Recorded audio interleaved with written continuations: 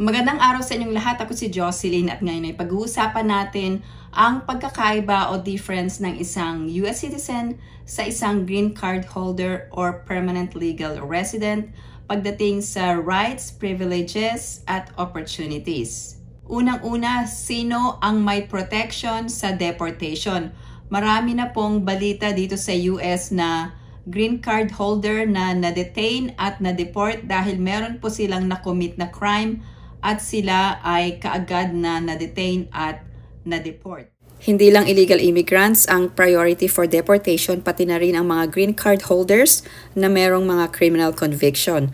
Isa pang priority ay ang denaturalization sa mga US citizens. So isa na ito sa mga civil division enforcement priorities ng Department of Justice. Pwedeng ma-revoke ang US citizenship kapag ang naturalization ay illegally procured or procured naturalization by concealment of a material fact or by willful misrepresentation. May mga bagong grounds for denaturalization. Kung ikaw ay isang US citizen, meron ka bang protection sa deportation? Ang sagot po ay meron pong protection from deportation. Ang mga US citizen po ay hindi po pwedeng ma-deport unless ang pagkakuha sa citizenship ay obtained by fraud. So, yun po ang instance ng pagde-deport sa isang US citizen. The message is clear. Do not engage in marriage fraud. The agency sharing video of the arrest while announcing the takedown of a marriage fraud operation they say has been under investigation for years.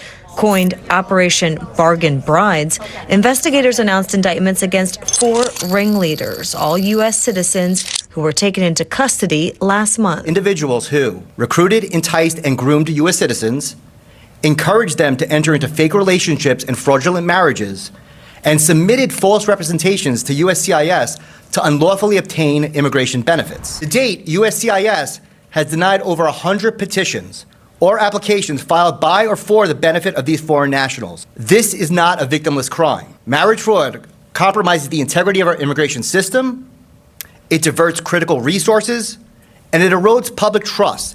Ang isang US citizen ay protected sa deportation unless kung ang pagkakakuha ng iyong US citizenship ay obtained by fraud. Yun po ay isang instance. Ang isang green card holder ay mas malaki ang risk na ma-deport dahil sa mga tinatawag na deportable offenses. Ang pangalawang difference ay ang isang US citizen ay pwedeng magkaroon ng isang US passport at pwede kang mag-travel outside of the US. Kung ikaw ay isang US citizen, pwede kang tumira sa US or outside the US.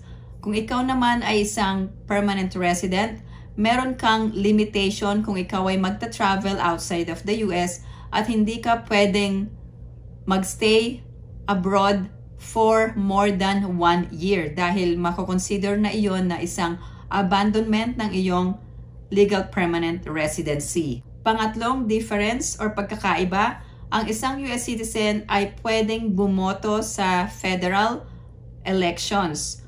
Kung ikaw ay isang permanent resident, hindi ka pwedeng bumoto or hindi mo pwedeng ma-exercise ang iyong right to vote.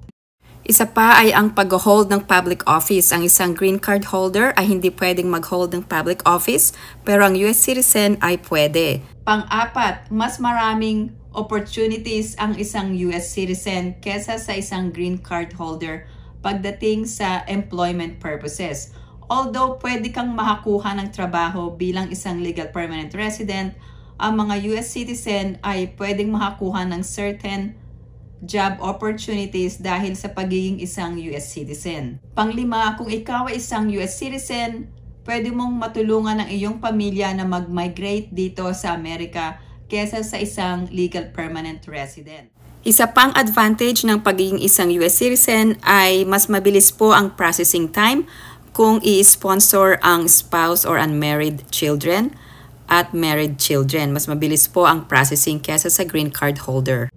Pang-anim, kung ikaw ay isang US citizen, mas malaki ang chance mo na ma-improve ang iyong quality of life. Isa pang difference, kung ikaw ay isang US citizen, ay ang pagkakaroon mo ng US passport ay pwedeng mag-open ng opportunity sa iyo na mag-travel abroad without a visa, ay magbibigay sa iyo ng opportunity na mag-travel extensively to any parts of the world, and then hindi mo na kailangan ng visa sa ibang mga countries. Pero kung ikaw ay isang legal permanent resident, kakailanganin mo ng isang visa para makapag-travel sa ibang countries or sa ibang bansa. Kung ikaw ay isang US citizen, mas culturally ingrained ka dito sa Amerika dahil nasa-celebrate mo ang pagiging isang US citizen. Kung ikaw ay isang US citizen, mas naipapakita mo ang patriotism sa US dahil ikaw ay isang US citizen na kesa sa isang permanent resident. Nang ma-elect si President Donald J. Trump, inisyu niya ang isang executive order at ito ay ang Protecting the American People Against Invasion. Sa executive order na ito ay merong expanded deportation grounds for green card holders.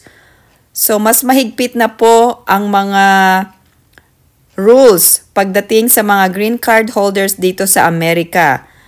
At titignan po ang iyong mga conviction or criminal conviction at pwede kang ma-deport kung ikaw ay ma-convict sa isang tinatawag na crime of moral turpitude or an aggravated felony.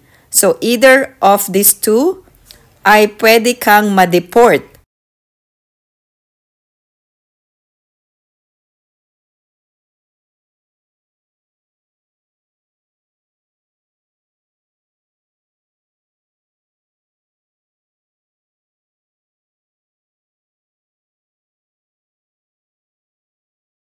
Mga halimbawa ng crimes of moral turpitude ay assault, failure to register, falsification of documents, misrepresentations, marriage fraud, smuggling, drug abuse, domestic violence, and driving under the influence.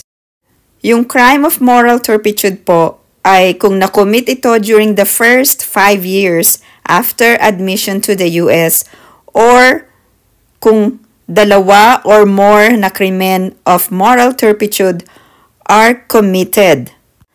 Kahit ang crime ay hindi kasama sa the same na criminal conduct, anytime after admission ay pwede pong maging dahilan para sa deportation. So karamihan po ng green card holder na nandito sa Amerika, ang mga deportable offense ay andito po sa tinatawag na crime of moral turpitude. Ang pangalawa pong crime na pwede pong reason for deportation ay ang tinatawag na aggravated felonies, which is different from criminal law. So, ibig sabihin po, may mga ibang offenses po katulad ng murder, rape, theft or violent crimes, drug or firearms trafficking, sexual abuse of a minor, child pornography, money laundering, or tax evasion involving more than 10,000, espionage, sabotage, treason, perjury, or terrorism. Kung marami ka pang alam na opportunities, rights, and privileges ng isang US citizen, paki-share lang po sa comments section below. Salamat po sa pagsubaybay sa aking YouTube channel. And if you haven't liked this video, paki-like po. At kung hindi pa kayo nakakapag-subscribe, pa-subscribe naman sa aking YouTube channel. I hope everyone is staying safe and have a great day.